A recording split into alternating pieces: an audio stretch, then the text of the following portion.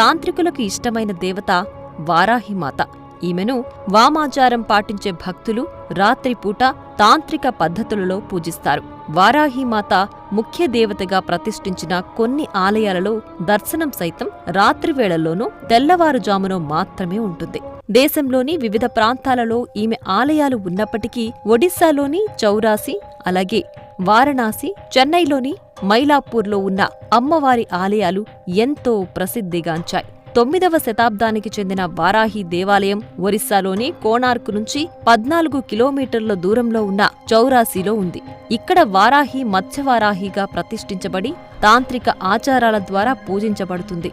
చెన్నై నగరంలోని మైలాపూర్లో వారాహి దేవాలయం ఉంది. తంజావూరులోని బృహదీశ్వర ఆలయంలో కూడా అమ్మవారి మందిరం ఉంది.